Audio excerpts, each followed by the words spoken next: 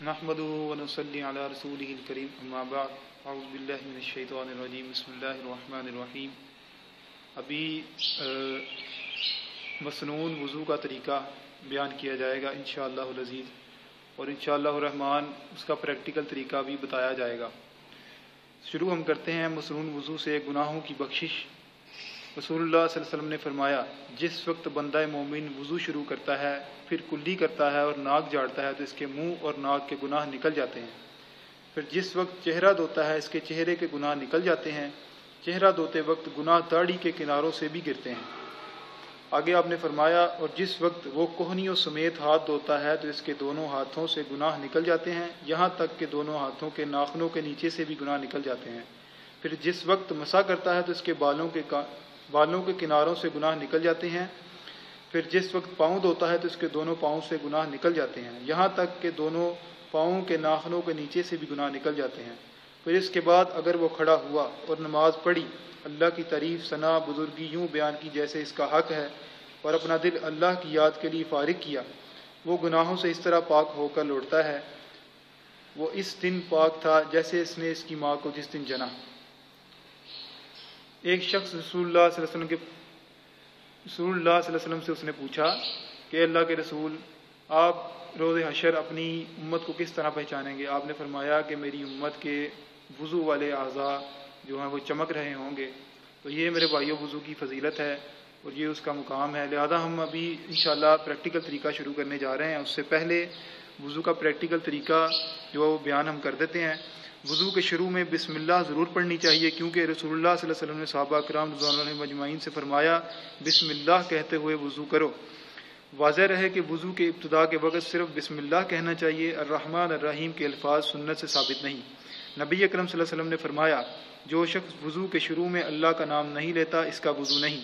رسول اللہ صلی اللہ علیہ وسلم جوتا پہننے، کنگھی کرنے، طہارت کرنے اور دیگر تمام کاموں میں دائیں طرف سے شروع کرنا پسند فرماتے تھے۔ پھر دونوں ہاتھ پہنچوں تک 3 بار دھوئے جائیں، یہ پہلا عضو ہے وضو کا۔ دوسرا سٹیپ ہے ہاتھوں کو دھوتے وقت ہاتھوں کی انگلیوں کے درمیان خلال ضرور کرنا چاہیے، یہ بھی سنت کا عمل ہے۔ پھر ایک چلو لے کر آدھے سے کلی کریں اور آدھا ناک میں ڈالیں اور ناک کو بائیں ہاتھ سے جھاڑیں، یہ عمل 3 دفعہ کرنا ہے۔ اس کے بعد پھر 3 بار چہرہ دھوئیں، پھر ایک چلو لے کر اسے تھوڑی کے نیچے داخل کر کے داڑھی کا خلال کرنا ہے۔ داڑھی کے خلال سے بھی داڑھی کا جو مقام ہے وہ بھی واضح کیا جا رہا ہے اس حدیث میں۔ پھر دایاں ہاتھ کوہنی سمیت 3 بار دھوئیں، پھر بایاں ہاتھ بھی کوہنی سمیت 3 بار دھوئیں۔ پھر سر کا مسح کریں، دونوں ہاتھ سر کے اگلے حصے سے شروع کر کے گدی تک پیچھے لے جائیں، پھر پیچھے سے آگے اسی جگہ لے آئیں جہاں مسح شروع کیا گیا تھا۔ آپ نے سر کا مسح جو ہے وہ 1 بار ہی فرمایا ہے۔ پھر دونوں کان کا مسح اس طرح کریں کہ شہادت کی انگلیاں دونوں کانوں کے سوراخوں میں داخل کر کے اندرونی جانب سے گزار کر کانوں کی پشت پر انگوٹھوں کے ساتھ مسح کریں۔ پھر دایاں پاؤں ٹخنوں سمیت 3 بار دھوئیں اور پھر بایاں پاؤں ٹخنوں سمیت 3 بار دھوئیں۔ جب بھی وضو کریں تو ہاتھوں اور پاؤں کی انگلیوں کا خلال ضرور کریں۔ ابھی وضو کا پریکٹیکل طریقہ انشاءاللہ بتایا جائے گا۔ عبدالطیف بھائی وضو کا طریقہ کر کے بتائیں گے۔ بسم اللہ کر کے وضو شروع کیا جائے گا۔ یہ 3 بار جو ہے یہ ہاتھ دھو رہے ہیں، اس طرح جو ہے یہ آپ نے خلال کرنا ہے، پہلے دائیں ہاتھ کا پھر بائیں ہاتھ کا۔ اس کے بعد چلو میں پانی لے کے آدھا ناک میں آدھا منہ میں، یہ عمل 3 بار کرنا ہے۔ پھر ناک کو جھاڑنا ہے۔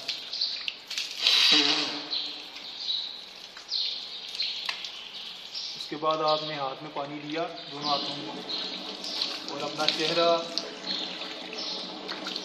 3 بار دھویا۔ اس کے بعد ایک چلو پانی لیا اور اسے تھوڑی میں ڈال کے داڑھی کا خلال کیا۔ اس کے بعد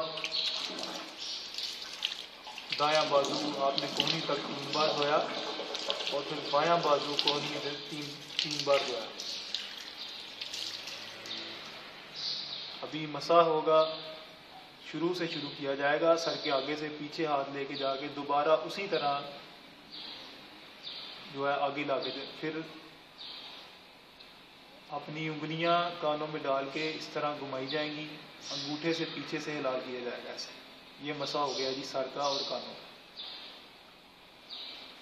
کے بعد دایاں پاؤں دھویا جائے گا، اور یہ اس کا طریقہ کار ہے۔ انگلیوں کا حلال کیا جائے گا۔